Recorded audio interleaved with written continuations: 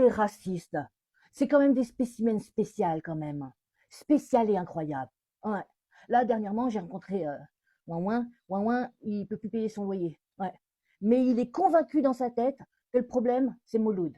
Mouloud qui vit avec ses 3 cousins dans un 8 mètres carrés et qui arrive à se partager un grec. Alors, quand je parle du grec, je parle du casse-croûte, hein, quand même. Donc bref, faut m'expliquer la logique. Le type, il me dit, les immigrés, c'est eux qui prennent mon argent. Mais quel argent, Ouin? Ta carte bleue, elle fait le bruit d'une clé USB quand tu la passes dans le terminal. À un moment donné, hein, il faut arrêter la drogue. Hein. Même le distributeur, quand il te voit, il gueule et il crie « Ah non, putain, pas encore lui !» À part ça, c'est quand même un délire que les gens qui bossent, mais qui n'ont pas d'argent, pensent que leur argent qu'ils n'ont pas est chez les pauvres qui, eux, n'ont pas d'argent. Mais pas chez les riches qui, eux, ont tout l'argent. C'est fort du boudin quand même. Le pauvre raciste regarde un autre pauvre et dit que c'est le pauvre le problème. C'est comme deux chauves qui se rencontrent et qui se battent pour une brosse. À cheveux.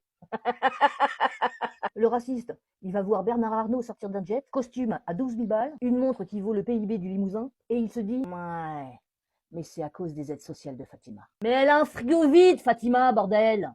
Tout comme toi. Quand elle ouvre la porte, il y a juste la lumière qui travaille. Tout comme toi. Pas pour le travail, hein. La lumière, la lumière. Le niveau de réflexion de ces racistes, c'est comme un ameublement Ikea.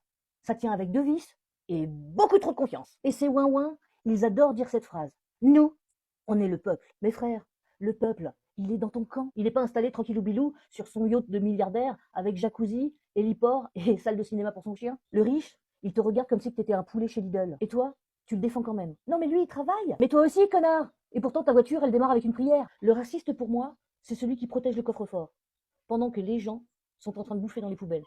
Ça n'a aucun sens.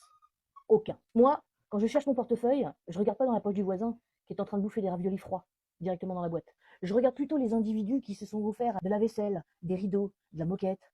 Oui, ces mêmes personnes qui vont dire au peuple que la fin de l'abondance est finie, alors que eux sont en train de se gaver sur le dos du contribuable. Et pas besoin d'avoir fait Sciences Po, hein. Même un pigeon comprend ça. Enfin, pas tous apparemment. Et ce qui me fait marrer avec les racistes, c'est qu'ils parlent comme si que les pauvres vivaient dans l'abondance, dans le luxe. Ouais, les aides sociales, gna gna gna, blablabla. Ah ouais, le fameux grand luxe français. Un micro-ondes qui tourne vachement plus vite que l'économie.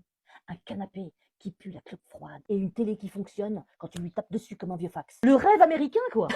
Et leur observation. Les bronzés. 2 mecs en galère.